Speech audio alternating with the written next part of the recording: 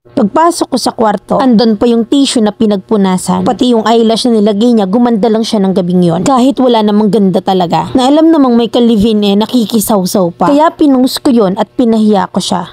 Nagkakilala kami since 2020. Pandemic that time, so I decided na umuwi na lang muna ako sa bahay namin. Nag-work kasi ako nun sa peryahan as singer. Sabi ng kapatid ko, meron daw mga bagong lipat na kapitbahay. Mga taga Manila at clown daw yung work nila. Pagpunta ko sa tindahan may tumawag sa aking lalaki. Pero di ko pinansin at dire-diretso lang akong dumaan. Lumipas sa mga araw at linggo, basta palagi silang nagpapapansin sa akin. Tinanong ko yung kapatid ko kung bakit alam yung pangalan ko at ang sabi ay nakukwento daw pala niya ako sa mga yon. Na ang kwento niya ay may ate daw siyang umiinom na pwede rin daw makabanding. So dahil boring ako tinaray kong pumunta sa kanila. Nakilala ko yung tatlong lalaking magkakaibigan. At mula nun ay palagi na akong pumupunta tuwing gabi. Gabi-gabi ko silang kainuman. At napapansin kong meron namumukod tangi sa kanila. Na palaging nakatingin sa akin na parang may gustong sabihin. Pero 8 PM pa lang pumapasok na siya sa kwarto niya para magpahinga. Kaya ang naiiwan sa inuman ay ako at ang dalawa niyang friend. Lumipas pa yung ganong gabi na palagi niya akong tinitignan kaya ang ginawa ko, kinuha ko yung phone number niya sa phone ng ate ko. At nung gabi, March 9, papasok na sana siya sa kwarto pero tinext ko siya. Sabi ko, palagi ka na lang nauunang matulog. Nagtanong siya ng sino to. Nagpakilala naman ako nang sabi ko, ako to si Nicole Cute.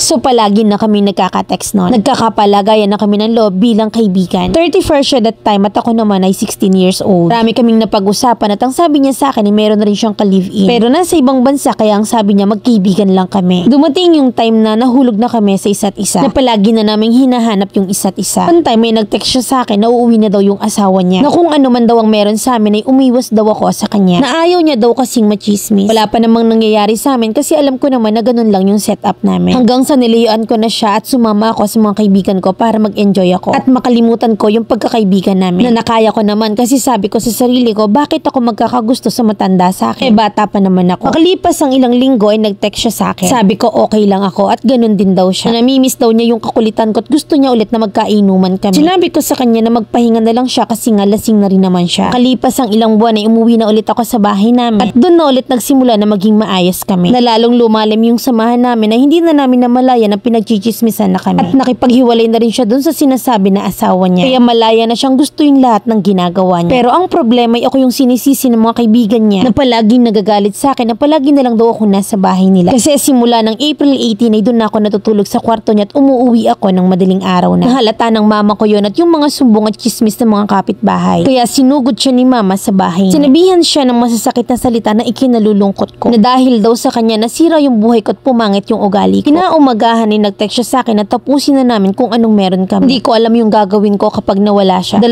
linggo ako sa kwarto gabi-gabi umiinom, umiiyak at kung ano-anong gamot ang iniinom. Kung ano-anong sinasabi sa akin ni mama pero labas sa tenga kong lahat. Gusto kong makasama ko siya kasi nasanay na ako. Kaya nung hindi na ako nakatiis, ako na yung nangulit sa kanya. Sabi niya bakit daw hindi ko siya maiwan samantalang ang bata ko pa raw. Sabi ko mahal ko siya at ayoko mapalayo siya sa tabi ko. Hanggang sa nag-alisan na yung mga ka-boardmate niya, siya yung naiwang mag-isa. Iniwanan siya ng mga kaibigan niya na palagi na siyang nagiinom sa mga kapitbahay. Sinamahan ko siya sa bahay niya at tanggap na rin ng mama ko at ng mga kapatid ko yung sitwasyon namin. Wala kaming problema at masaya ako na nakakasama ko siya sa iisang bahay. Pero di ko inaasahan na sa pagsasama pala namin ay may ibang babae siya. Na yung babaeng yun ay una niyang nakilala nung bago pa siya dito makalipat sa amin. Naka-fuck body rin niya nung sila pa ng asawa niya. Nabasa ko sa cellphone niya na nag-text yung babae. Bakit bigla ka na lang nanlamig? Bakit hindi mo na ako pinupuntahan dito sa bahay? May nakilala ka na ba na mas bata dyan sa inyo? Na best friend pala siya ng dating ka-boardmate ng ka-live-in ko. Nag-PM ako sa kanya kinaumagahan at nagpakilala ako. Nasabi ko ako yung ka-live-in at tigilan na niya yung tao. Sabi niya wala daw akong pakialam at hindi daw niya alam kung anong meron silang dalawa ng ka-live-in ko. Nagdesisyon ng ka-live-in ko na magtrabaho sa Manila na hindi ko alam na sabay din pala silang lumuluwas ng babaeng yon. At pag uwi ng ka-live-in ko ay nahawakan ko ulit yung cellphone niya. At nabasa ko na yung gurang na yon yung nagyaya mismong mag-check-in kasama yung ka-live-in ko. Siyempre may nangyari sa kanila. At ang huling nabasa ko hindi pa raw siya dinadatnan. Sabi pa ni gurang na hindi daw siya pwedeng mabuntis. Pa ibang bansa pa raw siya. Pinalampas kong lahat yon kahit alam ng gurang na yon na magka-live-in na kami. Nalaman ko na lang na kaya pala hindi siya maiwan-iwan ng ka-live-in ko dahil binibigyan siya ng pera ng gurang na yon. Chinat ko yung gurang na yon sa IG. Nakipag-usap naman ako sa kanya na maayos pero talagang inubos niya yung pasensya at nagkasagutan kami kaming dalawa. Siya na ngayon nagpakamot sa boyfriend ko, siya po yung may ganang magsalita ng kung ano-ano sa akin. Na bata pa raw ako kerengking na raw ako. Ang sagot ko naman sa kanya kumerengking man ako sa isang lalaki lang. Hindi kagaya niya na maraming issue sa buhay. Sinabihan ko siya na magkaiba yung maganda at malande. Yung maganda kusang nilalapitan ng mga lalaki. Yung malande, ikaw yun nakikisawsaw sa relasyon ng iba. Dahil doon nagsumbong siya sa ka-live-in ko at kung ano-anong masasakit na salita ang sinabi sa akin. Na-stress ako sa lahat ng ginagawa nila. Na sa edad kong to, hindi ko pa dapat nararanasan. Pero wala namang pinagsisihan sa una kaya tinuloy-tuloy ko na lang. Na kahit naharap-harapan nila akong ginagago, tiniis ko yun. Napalayo na rin ako sa mga kaibigan ko kasi mas pinili ko siya. Hanggang sa nagkaayos ulit kami at hindi na niya kinakausap yung babaeng yun. Okay na ulit yung pagsasama namin na akala ko lang pala. Nagtrabaho yung ka-live-in ko sa munisipyo dito sa amin at tuwing pang umaga lang yung pasok niya. Dahil kami nga lang yung magkasama, sa kanya kung lahat natutunan yung pamumuhay ng may asawa. Maaga niya akong ginigising para asikasuhin lahat ng pangangailangan niya. Ganon din ako dahil papasok rin ako sa school. Dumating na naman na nanloko na naman siya sa akin at nakikipag-usap na naman siya sa babaeng yon. Dinalhan pa siya ng pagkain sa trabaho niya at nakita ng ate ko yun at sinumbong sa akin. Nung gabing yun nagpakainom ako at hindi ko na kasi kaya yung bigat sa dibdib ko. Nagwala ako, sinaktan ko siya at ang sabi ko bakit niya ako ginaganito. Na halos naman lahat ay ginagawa ko. Pinakalma niya ako at ang sabi niya sa akin huwag ko siyang pakilaman sa diskarte niya. Na hindi naman daw niya mahal yung babaeng yun at pineperahan lang niya. Na pera lang daw talaga kaya niya kinakausap. Ako naman si tanga nagtiwala pero masakit para sa akin na bakit kailangan niya panghingan niyo ng pera. May trabaho naman siya, may pamilya naman siya nagbibigay sa kanya sa ibang bansa. Ang tanong ko sa sarili ko bakit hindi niya kayang layuan na nasa ibang bansa na yung gurang pero patuloy pa rin sila sa pagchichat. Nababasa ko rin yung lahat ng panlalait sa akin ng gurang na yun. Gusto niya nalayuan ako ng ka-live-in ko para daw tuloy-tuloy pa rin yung pagpapadala. Isang cheap na matandang walang nagmamahal. Natawanan ko na lang yung mga sinasabi niya kasi alam ko naman yung purpose. Na pera lang at walang pagmamahal. Kaya bilang ganti ay palagi ako nag-upload ng mga picture namin kaya sobrang selos na niya. Na umiiyak siya gabi-gabi. Masarap ba sa ice, gurang? Yun lang talaga yung ganti ko para tigilan na niya yung ka-live-in ko. Na sobrang kapal ng mukha, dinaig pa yung makahiya. Na ayaw niyang tigilan yung ka-live-in ko at ang gusto niya pa ay maging official. Jowa yarn, sobrang kapal ng face. At nang di ako nakatiis ay pinost ko siya sa Facebook. At nakita yon ng lahat ng katrabaho ng ka-live-in ko. Pati na rin ang pamilya ng ka-live-in ko at pamilya ng gurang na yon. Na siya pa yung nagyayaya kay Jordan pag nauwi siya ng Pinas. Like what the fuck, cheap na gurang. Maybe na masaya siya na sinasamahan siya ng ka-live-in ko ay pariband yung buhok niyang pang cheap. Talagang sinakto niya pa na magkaaway kami ng ka-live-in ko at doon pa siya natulog sa bahay. At ito pa yung matindi. Nagpapadali siya sa boyfriend ko kahit na may regla. Na nung umuwi ako kinabukasan sa bahay pagpasok ko, nandun sa kwarto yung tissue na pinagpunasan at yung eyelash na nilagay niya gumanda lang ng gabing yun. Kahit na nga wala namang ganda talaga. Pinahiya ko siya at pinost ko ulit yun. Sinat ko siya sa IG at ang daming sumbong ng mga kapitbahay sa akin. Hindi nakaharap yung ka-live-in ko sa sobrang kahihiyan. Kaya rin siya sa pamilya ko. Hindi ko talaga alam kung bakit may mga babaeng ganon. Na alam namang may ka-live-in hindi man lang lubayan. Hindi yung nakikisawsaw pa at halatang sanay sa ganong setup. Iniwanan ko na ngayon yung ka-live-in ko na kahit na namimiss ko, pero para magsama pa kami, iyak na lang para sa kanilang dalawa. Isang lalaking hindi kayang buhay ng sarili. Sa isang ulirang inang pakarat na gurang. Ginagawa lang money bank. Good luck na lang sa kanilang dalawa. Mami Len, sana'y mabasa niyo yung kwento ko. Letter sender, Nicole.